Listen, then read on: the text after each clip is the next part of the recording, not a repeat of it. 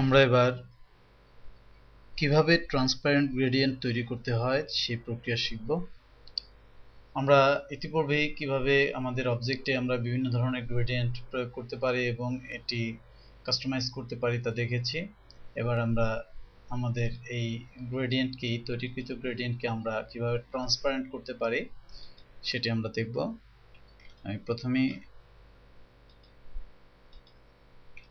আমার যে অবজেক্ট দুটো আছে গ্রেডিয়েন্ট দেওয়া অবস্থায়, সেই অবজেক্ট দুটোকে দেখে নিই। এটি একটি অবজেক্ট যেখানে সবুজাভ থেকে সাদা কালারের একটি গ্রেডিয়েন্ট রয়েছে এবং এখানে মিক্স কালারের একটি গ্রেডিয়েন্ট রয়েছে। আমি এই গ্রেডিয়েন্টকে কিছুটা ট্রান্সপারেন্ট করতে চাচ্ছি। গ্রেডিয়েন্টকে ট্রান্সপারেন্টের জন্য যেটি প্রয়োজন হবে সেটি হচ্ছে এই গ্রেডিয়েন্ট নির্বাচিত থাকা অবস্থায় আমি যদি গ্রেডিয়েন্ট টুল নির্বাচন করি তাহলে গ্রেডিয়েন্টের একটি কন্ট্রোল এখানে আমরা দেখতে পাবো। এখন আমি আমার এই গ্রেডিয়েন্টকে প্রথমেই আমি আমার গ্রেডিয়েন্টের যে অপশনস রয়েছে সেই অপশনস থেকে এর টাইপকে রেডিয়াল করে নেই।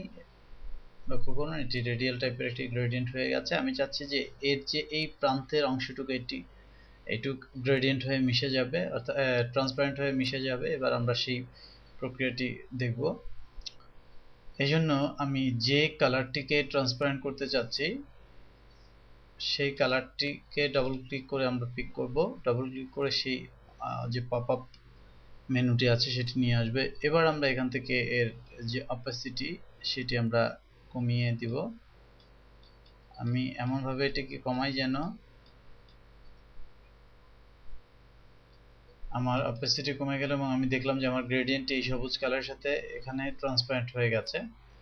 আমি এবার এর যে প্রভাব ছিল, এর যে এরিয়া ছিল সেটিকে কমিয়ে নিয়ে আসছি,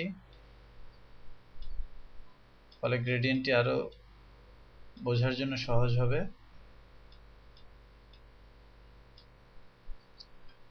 লক্ষ্য করুন আমি যদি অফ করি আমি দেখব যে আমার এখানে একটি হালকা রঙের এইখানে একটি ট্রান্সপারেন্সি তৈরি হয়ে গেছে এবং ট্রান্সপারেন্ট গ্রেডিয়েন্ট তৈরি হয়ে গেছে। আমি আরেকটি এক্সাম্পল দিয়ে আপনাদের বোঝাচ্ছি। আমি এখানে একটি কালার নির্বাচন করছি।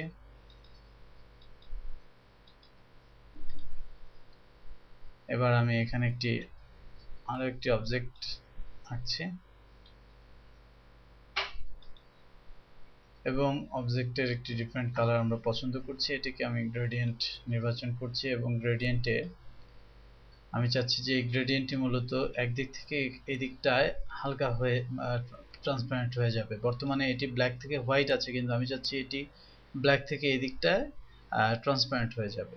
এই জন্য আমি যেহেতু হোয়াইটের দিকে কাজ করতে যাচ্ছি, হোয়াইটে ডাবল ক্লিক করলেই আমার এই উইন্ডোটি আমরা পাবো। এখান থেকে আমি যদি এর অপাসিটি কমিয়ে দিই তাহলে দেখব যে এটি মূলত আমি যেভাবে চেয়েছি ঠিক সেভাবেই এটি ট্রান্সপারেন্ট হয়ে গিয়েছে। আমি এবার আমার প্রয়োজন অনুযায়ী এটাকে আমার ডিজাইনের সাথে এক্সাক্ট অবস্থানে আমি ম্যাচ করে নিব।